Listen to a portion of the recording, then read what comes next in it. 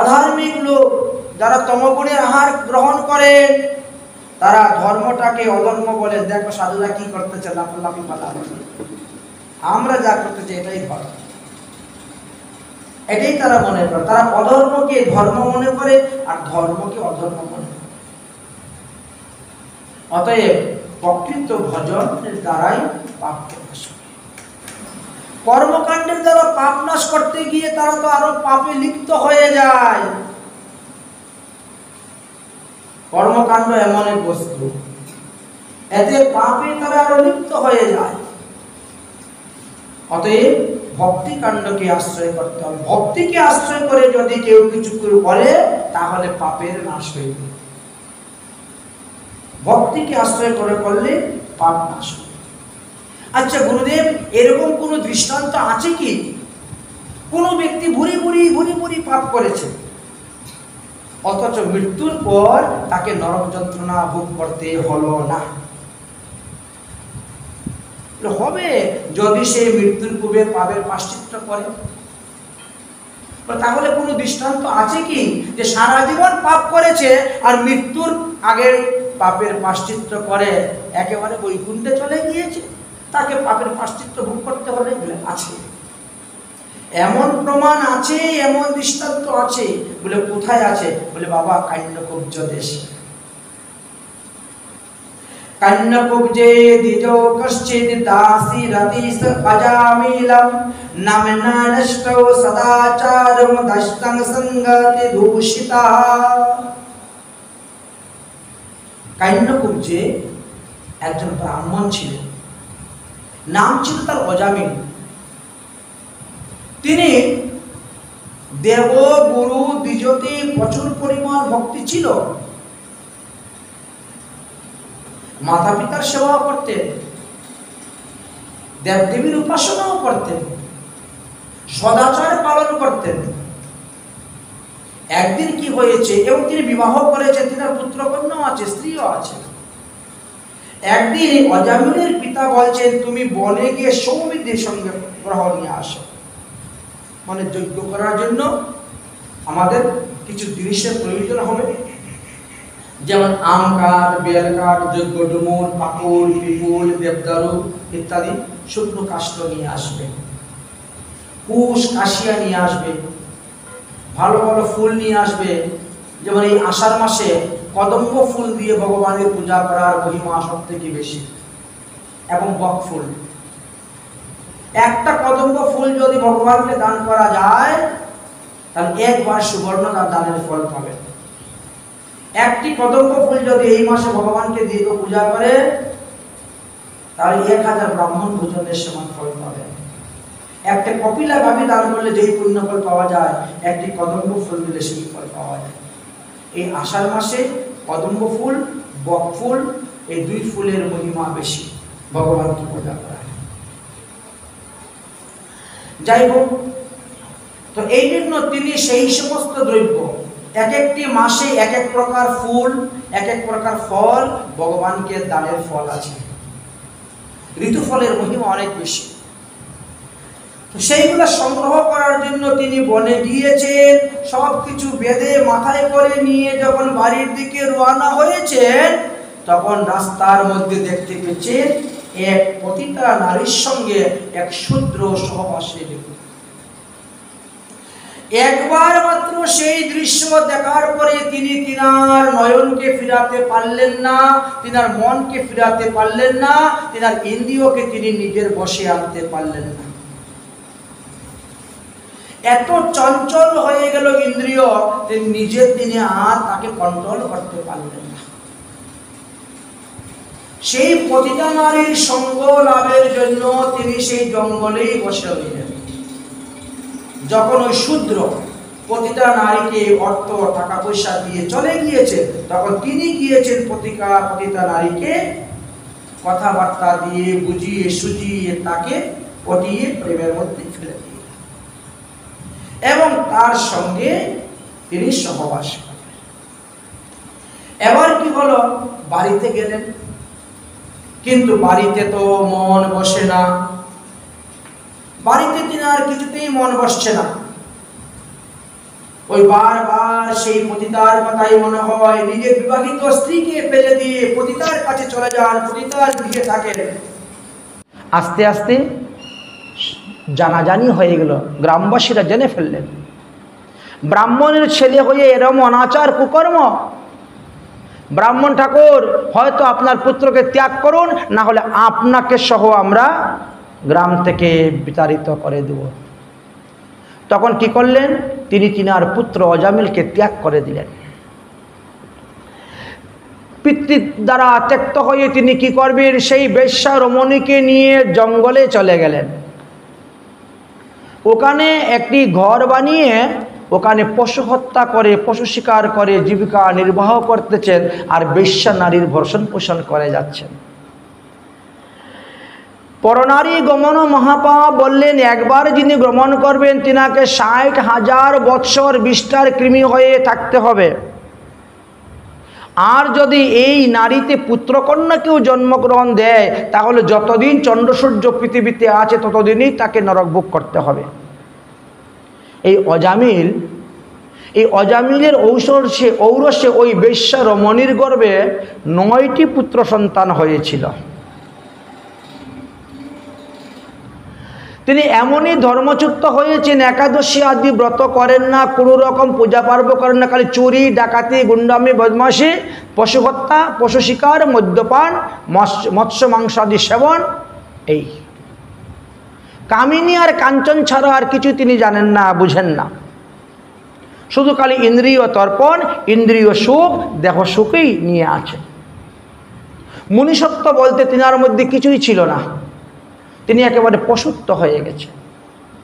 কিন্তু সেই সময় সত্যযুগ, সত্যযুগে তো 4 পাত ধর্ম, 1 পাত অধর্ম নাই। তাহলে এমন অধর্ম কোথার থেকে আসলো? যম মহারাজ তো চিন্তার মধ্যে পড়ে গেছে।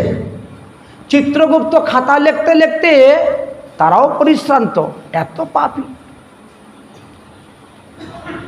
পাহাড় হয়ে গেছে, খাতার পাহাড় লিখে পাপের পাহাড় হয়ে গেছে। দেবর্ষি নারদ গিয়ে উপস্থিত হলেন নারায়ণের কাছে।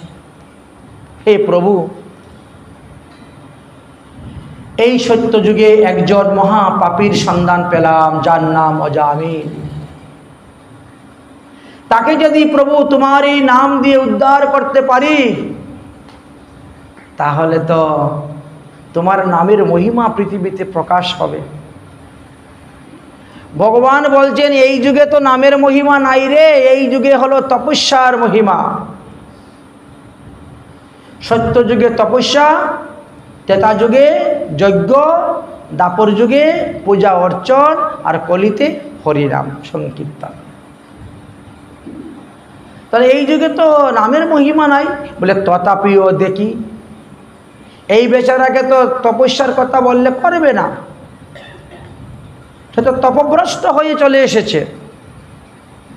কিন্তু যদি তাকে উদ্ধার করা যায়, তাহলেই তো আপনার নামের মহিমা প্রকাশ পাবে। ভগবান নারায়ণ বললেন, যাও দেখো, মহতের কৃপায় কি না হয়। তুমি একজন মহৎ ব্যক্তি, তোমার কৃপার দ্বারা অসম্ভব সম্ভব হতে পারে। দেবর্ষি নারদ রওনা হয়েছেন। অজামিল যেই স্থানে বাস করেন সেই দিকে একটা সাধুর বেশ ধারণ করে রওনা হয়েছেন। তো দেখতে পাচ্ছেন বেশ কিছু সাধুরা তীর্থ ভ্রমণে বেরিয়েছেন। তখন বলছে, সাধু ভাই, আমিও তোমাদের সঙ্গে তীর্থ ভ্রমণ করবো, আমাকে তোমাদের সঙ্গে রাখবে? বলে চলেন। এই দলের মধ্যে মিশে গেলেন আর তীর্থ ভ্রমণ করতে শুরু করলেন। কেউ বুঝতে পারল না কোনো সাধু ইনি যে দেবর্ষি নারদ, ছদ্মবেশ। তাদের মতনই উঠা বসা, খাওয়া দাওয়া, চলাফেরা, কথাবার্তা, আহার নিদ্রা সবই তো।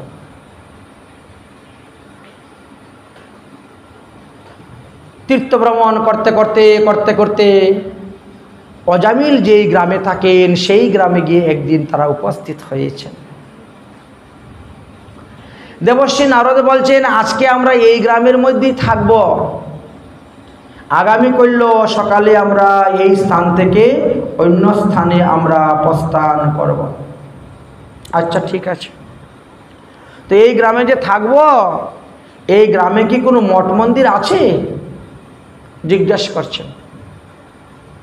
এই যে পথিক ভাই, বলেন তো এই গ্রামের মধ্যে কি কোনো মঠ মন্দির আছে? যদি কোনো মঠ মন্দির থাকে তাহলে আপনি বলুন। তখন সেই বেচারা বলছে, না, এই গ্রামেতে কোনো মঠ মন্দির নাই, যেগুলো আছে ছোট ছোট মঠ মন্দির আছে, এইগুলাতে এত সাধু থাকার মতন জায়গা নেই। ঠিক আছে, আরও কিছু দূর যাচ্ছেন, আবার জিজ্ঞেস করছেন, আরও কিছু দূর যাচ্ছেন, আবার জিজ্ঞেস করছেন, এইভাবে চলছেন, এইভাবে চলছেন। তারপরে এক পথিক কি বললেন, হ্যাঁ হ্যাঁ, আমাদের এই গ্রামে এক সাধু আছেন, গ্রামের একেবারে শেষ মাথায়, নাম তার অজামিল সাধু, গ্রামের একেবারে শেষ মাথায়, আপনারা চলে যান। ইনি বহু সম্মান বহু আদর করে, সাধু পেলে যে উনি কত খুশি হন তা বলার মতো নয়। মানে পরিহাস করে, ঠাট্টা করে বলছে। এখন ওই সাধুরা তো বিশ্বাস করে নিয়েছেন, রওনা হয়ে গেছেন। যেতে যেতে প্রায় সন্ধ্যা সমাগম, গুদুরি লগ্ন হয়ে যাচ্ছে। বাড়িতে অজামিল নেই, তবে অজামিলের স্ত্রী বাড়িতে আছে, সেই পতিতা নারী। পতিতা নারীর কানে হঠাৎ করে হরিনাম সংকীর্তন এসে ঢুকলো। আরে, আমাদের বাড়ির রাস্তা দিয়ে কে হরিনাম সংকীর্তন করে আসতেছে? ওরে বাবা, এত সাধুগুণ আমার বাড়ির রাস্তা দিয়ে আসছে, নিশ্চয়ই পূর্বজন্মে আমার কোনো স্বীকৃতি ছিল, এই জন্য আমার বাড়ির সামনে দিয়ে সাধুরা আসতেছে। এই তো জ্ঞান ফিরে গেল। কিন্তু আমার বাড়িতে তো থাকার মতন, জায়গা দেওয়ার মতন কোনো জায়গাই নেই, মনে হয় সাধুরা ভুল করে এই রাস্তা দিয়ে আসতেছে। সেই পতিতা নারী এক দৌড়ে গিয়ে উপস্থিত হয়েছেন। সাধু বাবা দাঁড়াও, প্রণাম করছেন। আপনারা কোথায় যাবেন সাধু বাবা? বলে, আমরা অজামিল সাধুর বাড়ি যাব। শোনার সঙ্গে সঙ্গে চোখে দিয়ে জল এসে গেছে। একে তুমি কাঁদছো কেন? বলে, সাধু বাবা, অজামিল কোনো সাধু নয়, মহাদস্যু। সে কোনো ধার্মিক নয়, সে একজন পতিতা, নারীর সঙ্গ বাস করে, সেখানে থাকে, সেখানে খায়, অতএব সে তো সাধু নয়। আপনারা ভুল রাস্তায় এসেছেন। হয়তো গ্রামের অপর প্রান্তে কোনো অজামিল নামে সাধু থাকতে পারে, তবে এই রাস্তায় যে এসেছেন এটা অজামিল সাধুর বাড়ি নয়। ইনি চোর, ডাকাত, মদ্যপান, মাছ মাংস ছাড়া কিছু সেবা করে না। সাধুরা তখন ফিরে চলে যাবেন। দেবর্ষী নারদ, আরে এত দূর এসেছি যখন, আমরা ফিরে যাব না। আমরা না হলে তোমাদের ওই আম গাছের নিচেই থেকে যাব, তাতে কি কোনো আপত্তি আছে? না, কোনো আপত্তি নেই, আম গাছের নিচে থাকো। সামনে বাজার আছে, দোকান থেকে জিনিস নিয়ে আসো, আমার স্বামী আসলে পরে আমি পয়সা দিয়ে দিব। আপনাদের যা লাগে জিনিস এনে আপনারা খাওয়া দাওয়া করুন, বিশ্রাম করুন। নিশ্চয়ই পূর্বজন্মের আমার কোনো স্বীকৃতি ছিল। দেবর্ষী নারদ বললেন, তুমি যে পতিতা নারী, এই কথা তুমি আমাদেরকে বললে কেমন করে? বলে, আমার মা আমাকে বলেছিলেন যে কোনোদিন সাধুদের কাছে মিথ্যা কথা বলবি না। এই জন্য আমি আমার নিজের পাপের কথা, নিজের দোষের কথা আমি লুকিয়ে রাখি নাই, এই জন্য আমি বলে দিয়েছি। আচ্ছা আচ্ছা, বেশ ভালো কথা। দেবর্ষী নারদ গাছ নিচে গিয়ে আসন লাগালেন, সবাই থাকলেন। ধুমধাম সন্ধ্যা আরতি কীর্তন হলো, রান্নাবান্না হলো, খাওয়া দাওয়া করে প্রত্যেকে নিজেদের মতো শুয়ে পড়লেন। প্রত্যেক সাধুরাই তো শ্বেতবস্ত্র, পরমহংস তো তারা শ্বেতবস্ত্র ব্যবহার করছেন। একবারে পা থেকে মাথা পর্যন্ত ঢেকে ঢেকে ঘুমিয়ে পড়ে গেছেন সবাই। রাত্রে 2টার সময় অজামিল মদ খেয়ে হেলে ডুলে বাড়ির দিকে রওনা হয়েছেন। ঘরের সামনে এসেই যেই আম বাগানের দিকে তাকিয়েছে, এমনি তার হুশ উড়ে গেছে। ওরে বাবা, এত মরা কোথার থেকে আসলো? চিৎকার করে উঠে গেছে, আমার বাড়িতে আমাকে ফাঁসানোর জন্য এত মরাকে এনে রেখেছে। এমনি তার স্ত্রী দৌড়ে এসেছে, চুপ চুপ, এরা মরা নয়, মরা নয়, এরা সব সাধু মহাত্মা। তো আপাদমস্তক ঢাকা বলে মশার কামড়ের জন্য তারা ঢেকে ঘুমিয়েছে। এরা তো সাদা কাপড় ব্যবহার করে, এরা পরমহংস। তো আমার বাড়িতে কেন? তোমার বাড়ি আসলো তো কি হলো? তোমার বাড়ি কি মাথায় করে নিয়ে চলে যাবে নাকি সাধুরা? উনি কিন্তু স্ত্রীকে খুব মানতেন, এক কথায় বন্ধ করে দিয়েছে। সাধু তোমার বাড়িতে আসেছে, সাধু তোমার বাড়ি ঘুমিয়েছে, তো কি হয়েছে? তোমার বাড়ি কি মাথায় করে নিয়ে চলে যাবে সাধু? তারা আজকে এসেছে, কালকে চলে যাবে। রমতে রাম বইতে পানি, তারা চলতেই থাকে। তীর্থ ব্রাহ্মণে বেরিয়েছে, চলো তোমার ওসবে নাক গলাতে হবে না, তুমি খাওয়া দাওয়া করো, শয়ন করো। নিয়ে চলে গেল। সাধুরা ভোর 4টা হতে না হতে উঠে স্নান দান তিলক আহ্নিক করে একেবারে সবাই বেডিং বেঁধে নিয়েছেন যাওয়ার জন্য। তখন ডাকতেছেন, অমা আমরা তো চলে যাচ্ছি। সঙ্গে সঙ্গে অজামিনের স্ত্রী বেরিয়েছে, দণ্ডবত প্রণাম করেছেন। আচ্ছা বাবা আসুন। এগো তোমার স্বামী আসে নাই? বলে এসেছিল রাত্রে 2টার সময়। কি করছে? ঘুমাচ্ছে। বলে ডাকো ডাকো, তোমার স্বামীকে একটু ডাকো। ডাকছে, এই উঠো উঠো উঠো, সাধুরা চলে যাচ্ছে, যাও একটু প্রণাম করো, দণ্ডবত করো।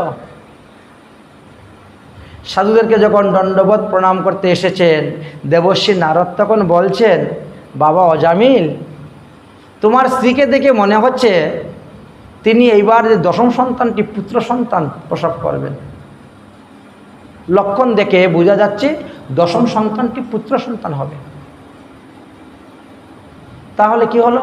না, তোমার এইবার যখন সন্তান হবে সেই পুত্রের নাম তুমি রাখবে নারায়ণ। সুজা যদি তাকে বলা হয় তুমি নারায়ণ নারায়ণ জপ করো, কখনো করবে না। এই জন্য ঘুরিয়ে তার নাম দেখেছেন। তোমার এই 10ম পুত্রের নাম তুমি নারায়ণ রাখবে। বলো, এটা আমাকে কথা দাও। আমার ছেলের নাম নারায়ণ রাখলে আপনার কি লাভ? নারায়ণ হলেন আমার ইষ্টদেব। যদি কেউ আমার ইষ্টদেবের নাম ধরে ডাকে না, আমি বড় আনন্দ পাই। 1000 টাকা দক্ষিণা দিলেও আমি এত আনন্দ পাই না, স্বর্ণতলে অন্ন দিলেও আমি এত আনন্দ পাই না, যদি কেউ আমার ইষ্টদেব নারায়ণের নাম বলে ডাকে। বলো বাবা, বলো, তোমার এবার 10ম সন্তান পুত্র সন্তান হইলে তার নাম নারায়ণ রাখবে? অজয় বলছে, ঠিক আছে, তাহলে ছেলের নাম নারায়ণ রাখবো। বলে দিল নারায়ণ। একবার নারায়ণ শব্দ উচ্চারণ হয়ে গেল, বাস। দেবর্ষী নারদ চিন্তা করলেন, তাহলে কাম হয়ে গেল। শ্রদ্ধায়াম দীক্ষানাম আপনতি, এই যে তুমি শ্রদ্ধা সহিত আমার কথা বিশ্বাস করে বললে তুমি নারায়ণ নাম রাখবে, এটাই হলো শ্রদ্ধা, এটাই হলো বিশ্বাস। একেই বলা হয় দক্ষিণা। আমি দক্ষিণা পেয়ে গেছি। ব্রাহ্মণ বৈষ্ণব ভোজন দিলে তো দক্ষিণা দিতে হয়, দক্ষিণা পেয়ে গিয়েছি, বাস। দেবর্ষী নারদ তো চলে গেলেন, কিন্তু দেবর্ষী নারদের কথা রক্ষা করার জন্য তিনি স্বয়ং পুত্রের নাম নারায়ণ রাখলেন। সব থেকে ছোট ছেলে, আদরের ছেলে, বাড়ি থেকে বেরোতে গেলে নারায়ণ নারায়ণ নারায়ণ বলে ডেকে ডেকে ছেলেকে কুলে নিয়ে আদর করেন। যান বাজারে, যা কিছুই বেচা কিনা করা হলো, আবার বাজারের মধ্যে ভালো জিনিস, উত্তম জিনিস দেখলেন, নিয়ে, এই এটা কত রে দাম, এটা আমার নারায়ণের জন্য নিয়ে যাব। দেখেছেন, আমার নারায়ণ খেলবে, নারায়ণের জন্য দে, দিয়ে দে। ভালো ভালো দ্রব্য দেখলে যেখানে যান, এটা দেন তো, এটা আমার নারায়ণের জন্য নিয়ে যাব। লোকে তো মনে করছে মনে হয় ভগবান নারায়ণের জন্য, কিন্তু তিনি তো তিনার পুত্র নারায়ণের জন্য নিয়ে আসেন। নারায়ণ নারায়ণ নারায়ণ নারায়ণ ডাকতে ডাকতে ডাকতে ডাকতে এমনই অভ্যাস হয়ে গেছে, হাঁটতেও নারায়ণ, বসতেও নারায়ণ, খেতেও নারায়ণ, শুতেও নারায়ণ, বাস। অভ্যাসে পরিণত হয়ে গেল। দেখে যাচ্ছেন, হঠাৎ করে তিনি অসুস্থ হয়ে পড়ে গেছেন। অসুস্থ হয়ে পড়ে গেছেন, তখনও তিনার 20 বৎসর পরমায়ু বাকি আছে। আমরা বলি আয়ু থাকতে মানুষ মরে না, মারা যায়। যদি পাপের গড়া পূর্ণ হয়ে যায় তাহলে আয়ু থাকতেও মরে যাবে, তার প্রমাণ আছে। যতক্ষণ প্রদীপের মধ্যে তেল আছে ততক্ষণ প্রদীপ জ্বলবে? কখনো না। যদি দমকা হাওয়া একটা দিয়ে দেয়, পট করে প্রদীপ নিভে যাবে। তেল প্রদীপে থাকা সত্ত্বেও প্রদীপ নিভে যাচ্ছে, এমনটাই হয়। অসুস্থ অবস্থায় তিনি পড়ে আছেন, এমন সময় দেখেন যমের দূত তিনার নিকট এসে উপস্থিত হয়ে গিয়েছে। হস্তপদ বন্দন করে তিনাকে নিয়ে যাওয়ার জন্য এসেছে। ভয়ঙ্কর চেহারা যমের দূতের। সেই যমদূতের চেহারা দর্শন করে তিনি ভয়ভীত হয়ে কাঁপতে শুরু করে দিয়েছেন। তখনই তিনির পাশে পুত্র খেলা করছিল, ছোট ছেলে তো খেলা করছে।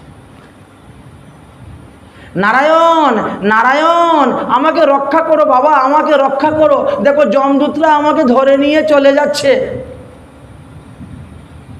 বৈকুণ্ঠেশ্বর নারায়ণ বলছেন, দূতগণ আসন্ন মৃত্যুর সময় সে আমাকে ডেকেছে, অতএব যাও, এক্ষুনি গিয়ে তাকে বৈকুণ্ঠে নিয়ে আসো। বিষ্ণুদূতগণ রওনা হয়েছেন। এসে দেখেন যমদূতরা তো 2 হাত বেঁধে দিয়েছে, 2 পা চামড়া রশি দিয়ে বেঁধে দিয়েছে, এখন নিয়ে চলে যাওয়ার জন্য। এই দাঁড়াও, তোমরা একে কোথায় নিয়ে যাচ্ছ? বলে জমালয়ে। বলে না, তাকে তোমরা জমালয়ে নিতে পারবে না। বলে আপনারা কারা, আমাদেরকে বাধা দিচ্ছেন? বলে আমরা হলাম বিষ্ণুর দূত। তো আপনাদের কাজ কি? আমাদের কাজ হলো যারা পুণ্য আত্মা তাদেরকে ধরে নিয়ে যাওয়ার জন্য। বলে আমাদের কাজ হলো যারা পাপাত্মা তাদেরকে ধরে নিয়ে যাওয়ার জন্য। অতএব অজামিল সারা জীবন পাপ আর পাপ করেছে, অতএব তাকেই আমরা ধরে নিয়ে যাব, এটাই নিয়ম। ইয়াদ ইয়াদ আচরতিম শ্রেষ্ঠম তদনম অনুবর্ততে। শ্রেষ্ঠ লোকের আচরণ তো কিছুই করে নাই অজামিল, সাধুগুরু বৈষ্ণবের কোনো আচরণ করে নাই, করেছে অসৎ লোকের আচরণ। মদ্যপান, পশুহিংসা, এগুলো তো অসৎ লোকের আচরণ, সৎ লোকের আচরণ তো নয়। সৎ লোকের আচরণ করলে না আপনারা তাকে নিতেন, অতএব তাকে আমরা নিব না। সে সারা জীবন পাপ করেছে এটা আমরাও জানি, কিন্তু আসন্ন মৃত্যুর সময়ে সে ভগবানের নাম নিয়েছে। অয়ঙ্গীকৃত নির্শনম জন্ম কোটিং হাক অপি। এই যে সে আসন্ন মৃত্যুর সময়ে ভগবানের নাম নিয়েছে, এই জন্য তার বহু জন্মের পাপ সব নষ্ট হয়ে গিয়েছে। নারায়ণ শব্দটি, এই যে 4 অক্ষর নারায়ণ শব্দ, এই শব্দটা উচ্চারণ করলে মানুষ কোটি জন্মের পাপ থেকে মুক্ত পায়। আসন্ন মৃত্যুর সময়ে যদি কেউ উচ্চারণ করে নারায়ণম তনুত্যাগে, মৃত্যুর সময় যদি কেউ নারায়ণ শব্দ উচ্চারণ করে মারা যান, তাহলে এই জন্ম কি কোটি জন্মের যত পাপ আছে সমস্ত পাপ থেকে তার মুক্তি লাভ হয়ে যায়।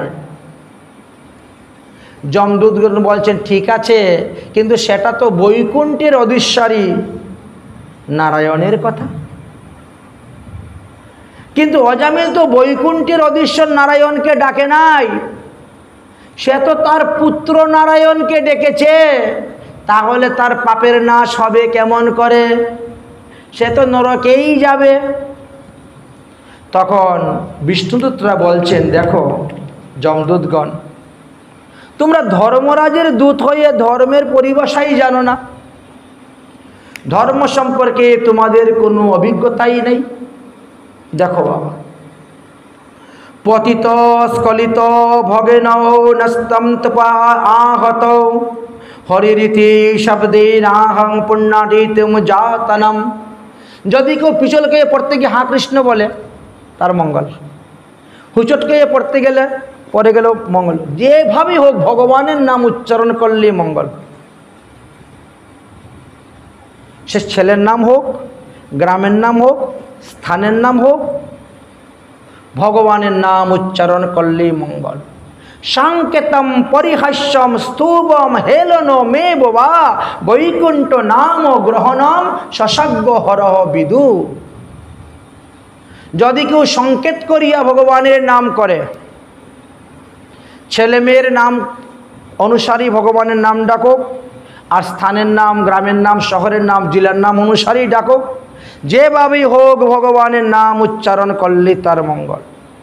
এমনকি পরিহাস করিয়াও যদি কেউ ভগবানের নাম করে তথাপিও তার মঙ্গল হয়ে থাকে। অতএব অজামিল তার পুত্রকে নারায়ণ বলে ডাকলেও প্রকৃত নারায়ণের নামৈত্য হয়েছে। ওখানেও 4 অক্ষর, এখানেও 4 অক্ষর, নামের মধ্যে তো কি পার্থক্য রয়েছে। ভাবগ্রাহী জনার্দন ভগবানের মহিমার কথা তখন বর্ণন করে। ভগবানের নাম তো সবসময় নেওয়া যায়, ন কালেন নিয়ম নাস্তি। ভগবানের নাম নিতে কোনো স্থান লাগে না, পাত্র লাগে না, কাল লাগে না। খাইতে শুইতে যথা তথা নাম লয়, দেশকাল পাত্র নাহি সর্বসিদ্ধি হয়। সর্ব অবস্থায় সর্বকালে ভগবানের নাম গ্রহণ করা যায়। এই জন্য তো আমাদের মহাজন বলছেন, হরি নাম কর সার, হরি নাম কর সার, হরি নাম কর সার, হরি নাম কর সার, হরি নাম কর সার, হরি নাম কর সার। এ ভব সাগর হবে বালুচর, হাটিয়া হইবে পার, হাটিয়া হইবে পার। এ ভব সাগর হবে বালুচর, হাটিয়া হইবে পার, হাটিয়া হইবে পার। হরি নাম কর সার, হরি নাম কর সার, হরি নাম কর সার, হরি নাম কর সার। ধর্ম করম এ জপ এ তপ, জ্ঞান যুগ যুগ ধ্যান, জ্ঞান যুগ যজ্ঞ ধ্যান। ধর্ম করম এ জপ এ তপ, জ্ঞান যুগ যজ্ঞ ধ্যান, জ্ঞান যুগ যজ্ঞ ধ্যান।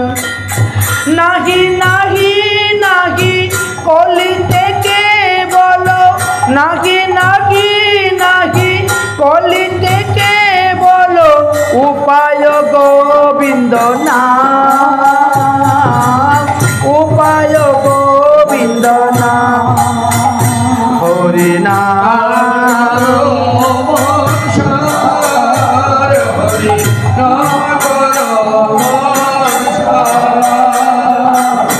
বদন বরিয়া হরি হরি বল, এ মন সুলভ কবে, এ মন সুলভ কবে। বদন বরিয়া হরি হরি বল, এ জনম সুলভ কবে, এ জনম সুলভ কবে। ভারত ভূমিতে মনুষ্য জন্ম, ভারত ভূমিতে মনুষ্য জন্ম,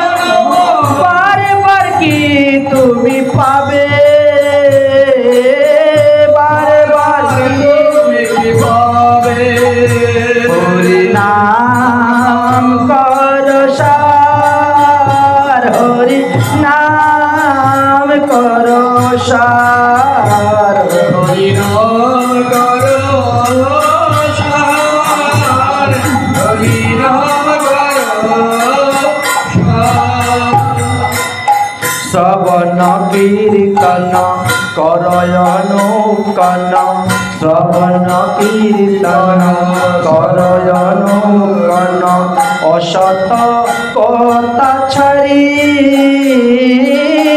অসত কথা ছাড়ি শ্রবণ কীর্তন করয় নূতন অসত কথা ছাড়ি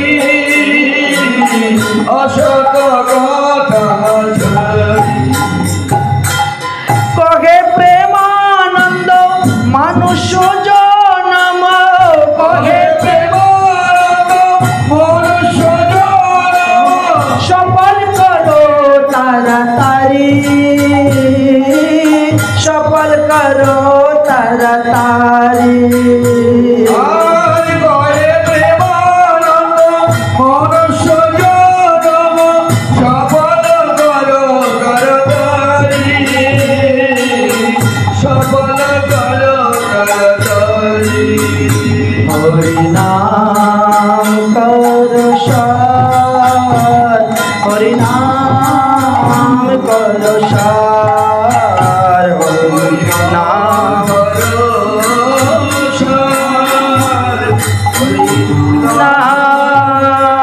করো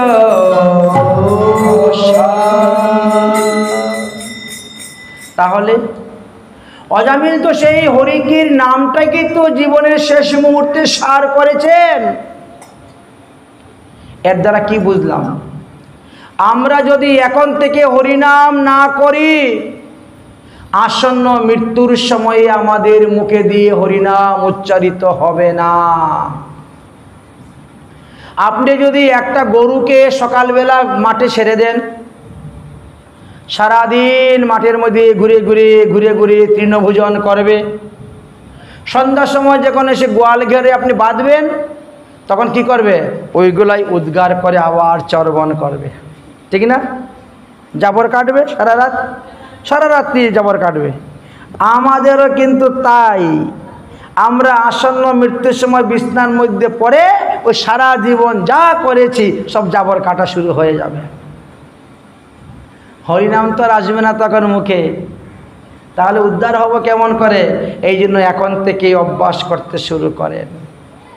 ভোরবেলা দধিমন্তিলে ঘি উঠে ভালো,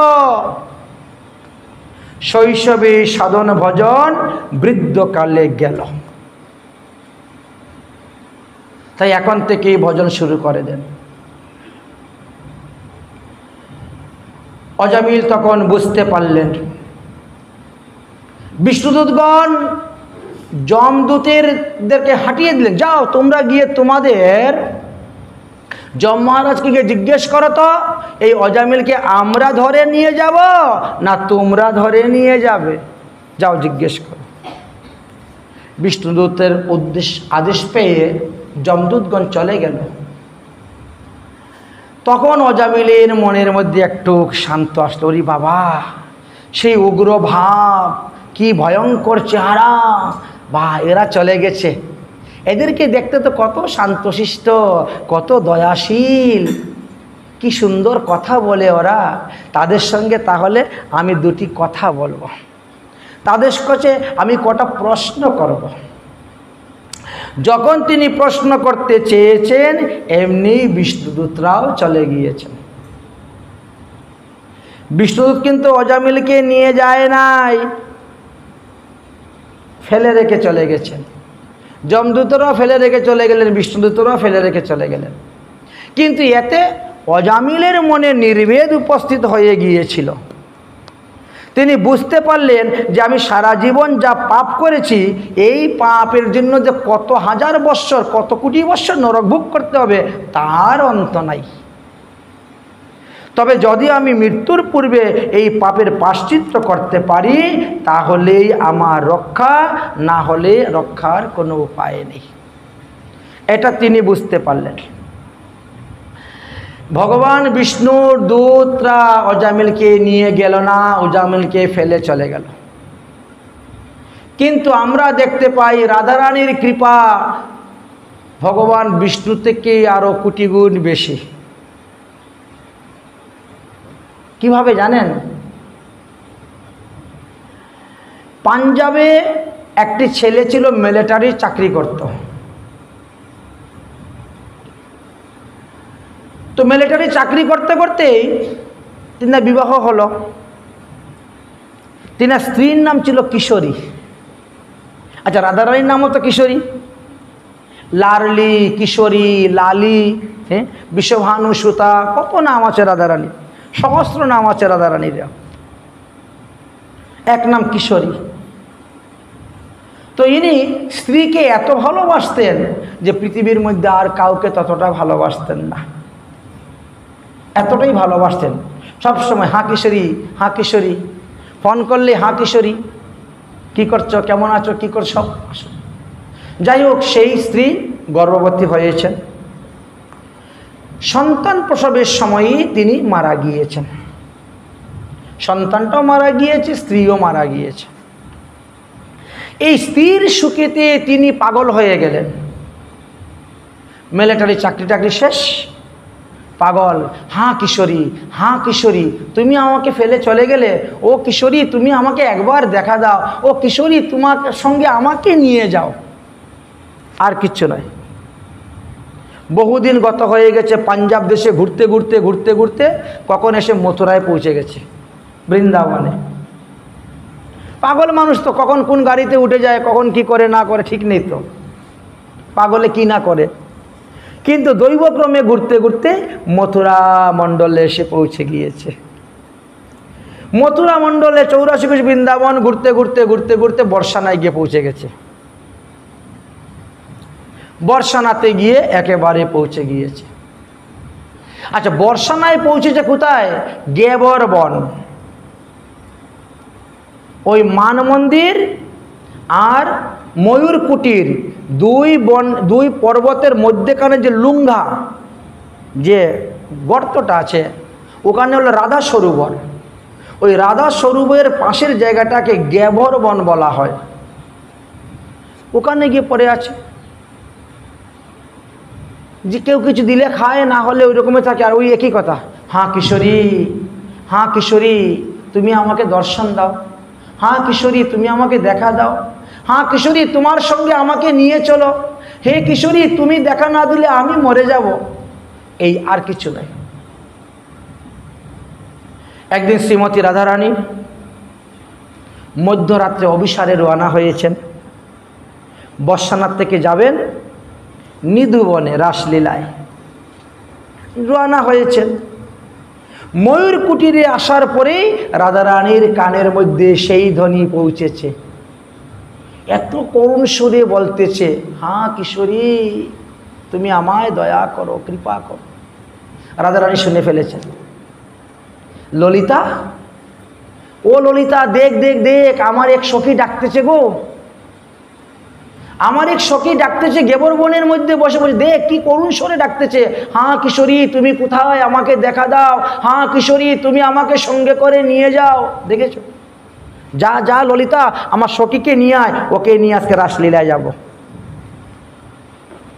ওকে নিয়ে আজকে রাসলীলায় যাব। এই তো ললিতা সখী তাড়াতাড়ি উপর থেকে নেমেছেন, সেই ময়ূর কুটির থেকে নেমেছেন রাধা সরোবরে, গেবর বনে। গিয়ে দেখেন তো পাগল একটা পড়ে আছে জঙ্গলের মধ্যে, চুল দাড়ি ভস্ম, গায়ের দুর্গন্ধ, কাপড় ফাড়া ছিঁড়া, ওর তো কোনো আচার বিচার নাই, পাগল তো। ললিতা সখী তখন ধ্যানস্থ হলেন, সমাধিস্থ হয়ে পাগলের সমস্ত হিস্টোরি অবগত হয়ে গেলেন। অবগত হয়ে রাধারানীর কাছে গিয়ে উপস্থিত হয়েছেন। ওগো রাধে, এই রাত্রে 12টার সময় কি তোমার আর পরিহাস করার সময় না, টিটকারি করার সময় নেই?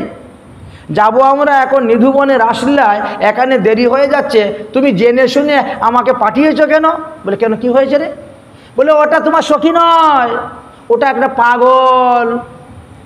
ওর স্ত্রীর নাম ছিল কিশোরী, কিশোরীর প্রেমে পাগল হয়ে সেও হাঁ কিশোরী হাঁ কিশোরী বলে এই ডাকতেছে। চলো চলো চলো, আমাদের দেরি হয়ে যাচ্ছে। রাধারানী বলছেন, এই স্থানটা কার? এই যে স্থান, এটা হলো বর্ষানা, এই স্থানটা হলো আমার স্থান, এটি হলো বর্ষানা। আমারই স্থানে আমারই গেবের বনে বসে আমার নাম ধরে ডাকতেছে, আর তুমি কি বলছো আমি চলে যাব? অসম্ভব।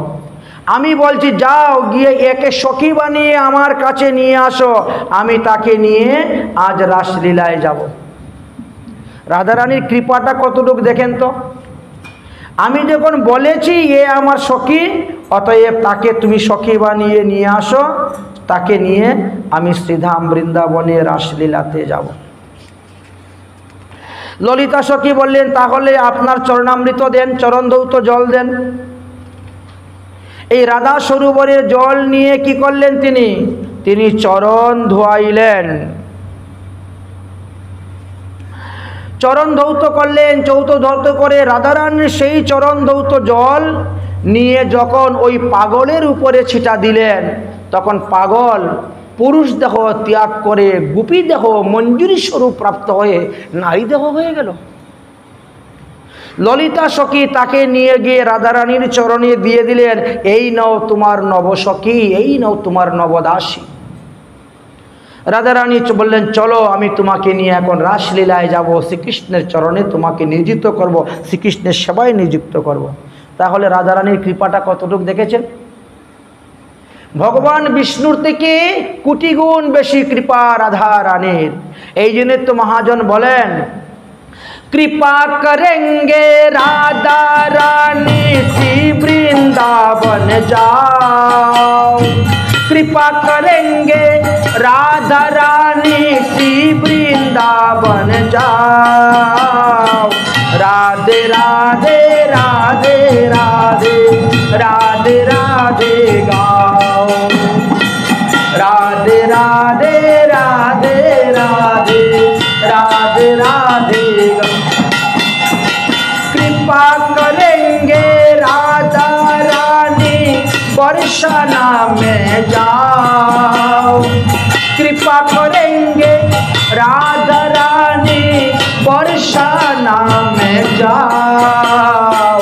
राधे राधे राधे राधे राधे राधे गाओ, राधे राधे राधे राधे राधे राधे। श्री राधा की नाम की महिमा जान ले अब तो प्राणी, श्री राधा की नाम की महिमा जान ले अब तो प्राणी। राधा नाम से पार उतार गया पापी और ज्ञानी, राधा नाम से पार उतार गया पापी और ज्ञानी। झूम झूम के राधा नाम को, झूम झूम के राधा नाम को मस्ती में तुम गाओ। राधे राधे राधे राधे राधे राधे गाओ, राधे राधे राधे राधे। कृपा करेंगे राधा रानी बरसाना में जाओ, करेंगे बरसाना में जाओ। राधे राधे राधे राधे राधे राधे गाओ, राधे राधे राधे राधे राधे राधे। राधे राधे जो कोई गावे जीवन सफल बनावे,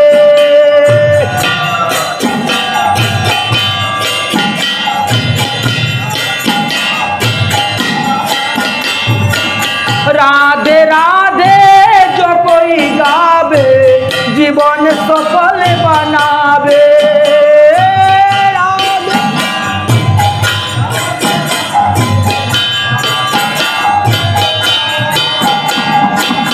राधा नाम की रस की धारा से सब पाप कट जावे, राधा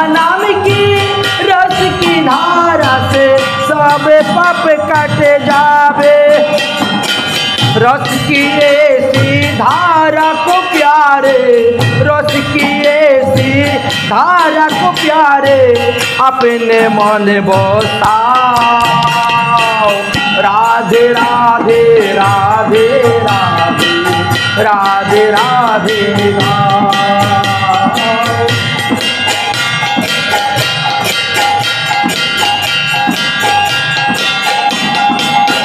ओ कृपा करेंगे राधा रानी, कृपा करेंगे राधा रानी, श्री वृंदावन जाओ। राधे राधे राधे राधे राधे राधे राधे।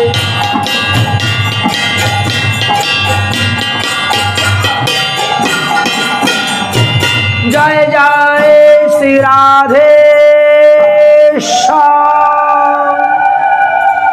এমনই করুণাময়ী, এমনই দয়াময়ী আমার শ্রীমতী রাধা রানী। ভগবান বিষ্ণু থেকে কত গুণ বেশি দেখলেন। এই জন্যই তো ক্রমদীপিকা নামক গ্রন্থেতে বললেন যে 1000 বার বিষ্ণু নাম উচ্চারণ করলে যেই ফল লাভ করা যায়, একবার মাত্র রাম নাম উচ্চারণ করলে সেই ফল লাভ করা যায়। 3 বার রাম নাম উচ্চারণ করলে যেই ফল লাভ করা যায়, একবার কৃষ্ণ নাম উচ্চারণ করলে সেই ফল লাভ করা যায়। 100 বার কৃষ্ণ নাম উচ্চারণ করলে যেই ফল লাভ করা যায়, একবার রাধা নাম উচ্চারণ করলে সেই ফল লাভ করা যায়। বলো জয় জয় শ্রী রাধে শ্যাম। রাধার নামের এমন মহিমার কথাই বলে গিয়েছে। আমাদের রাধাকুণ্ডের শিবগড় উৎপত্তি এইভাবেই হয়েছিল, রাধারানীর কৃপায়। আচ্ছা, আমরা তো মানুষ, পশুরা পর্যন্ত রাধারানীর কৃপা পেয়েছেন। শ্রীধাম বৃন্দাবন এমন এক ধাম, সেখানে 4 ধরনের মুক্তি অবস্থান করতেছেন। ধামে যে জন্মগ্রহণ করবে তার মুক্তি, ধামে যে মারা যাবে তার মুক্তি, ধামে যার দেহ পুরানো হবে তার মুক্তি, আর ধামে গিয়ে যে দীক্ষা গ্রহণ করবে বা উপনয়ন সংস্কার আদি করে আসবে তার মুক্তি। এই চতুর্বিধা মুক্তি শ্রীধাম বৃন্দাবনে বর্তমানে যেখানে রাধাকুণ্ডের সব মানুষকে নিয়ে দাহ সংস্কার করা হয়, এটাকে বলা হয় শিবখুর বলা হয়। শিবা কাকে বলা হয়? শ্রীগালকেও বলা হয়। ক্রমপর্যায়ে বাচিক শব্দ অনুসারে দেখা গেল সেই স্থানে তখন ঘন জঙ্গল ছিল, আর সেই জঙ্গলের মধ্যে এক শ্রীগালিনী বাস করতেন। শ্রীগাল পেটের ক্ষুধায় নিজের আহার সংগ্রহ করার জন্য তিনি বেরিয়েছেন। ব্রজবাসী ছেলেরা দেখে ফেলেছে, আরে পাকড়ো পাকড়ো লুমরি আ গিয়া, লুমরি লুমরি পাকড়ো, বকরি খা যায়গা, পাকড়ো। বাস এবার তো তারা ইট পাট্টেল ঢিল ঢাল মারতে শুরু করেছেন। একে তো ক্ষুধায় পিপাসায় কাতর, তার মধ্যে আবার বিপদ। দৌড়ে গিয়ে আবার তার গর্তের মধ্যে ঢুকেছে, রেহাই নাই। এ থাকলে তো আমাদের ছাগল খেয়ে ফেলবে, তাকে মারতে হবে। কি করবে? ধানের খড় এনে গর্তের মধ্যে ঢুকিয়ে দিয়ে আগুন লাগিয়ে দিয়েছেন। আচ্ছা, ভিতরে তাহলে কি ধরনের গরম, কীরকম তখন কার্বন ডাই অক্সাইড হয়েছে বুঝতে পারছেন। ধুমায় সে কি আর হুঁশ থাকতে পারছে? আগুন ঠেলে টুলে যখন বেরোলো, দে মার দে মার দে মার, মেরে দিয়েছেন। এবার কুকুরে এদিক ওদিক টানাটানি করতে করতে রাত্রে 12টার সময় রাস্তার মধ্যে এনে ফেলে রেখে দিয়েছে। রাধারানী সখীদেরকে সঙ্গে করে নিয়ে যাচ্ছেন, অভিসারে যাচ্ছেন। ওখানে গিয়ে ওই শ্রীগালের উপরে রাধারানীর পা পড়ে গেছে। রাতের অন্ধকার। রাধারানী বলছেন, ললিতা, এই আমার পায়ের নিচে কি নরম নরম লাগলো রে, মনে হয় কোনো সখী ওইখানে বসে আমাদের অপেক্ষা করতে করতে ঘুমিয়ে পড়েছে। হয়তো আমাদের সঙ্গে রাসলীলায় যাওয়ার জন্য কোনো সখী রাস্তার মধ্যে বসে অপেক্ষা করতেছে, আমরা আসলে আমাদের সঙ্গে যাবে, আজকে একটু দেরি হয়ে গেছে, মনে হয় ওখানে ঘুমিয়ে পড়ে গেছে, যা যা যা সখীটাকে নিয়ে আয়, রাসলীলায় নিয়ে যাব। এখন ললিতা সখী এসে দেখে তো হয়তো সিগার মরা পড়ে আছে, অর্ধেকটা পুড়ে আছে, অর্ধেকটা আছে, সর্বনাশ। রাধারানীকে বলছে এসে, ওগো তুমি কোনো সখীর গায়ে পা দেও নাই, তুমি তো এক মরা শ্রীগালিনীর গায়ে পা দিস। তাতে কি হলো, আমি যখন বলেছি সখী, সখী বাড়ি জানতে হবে।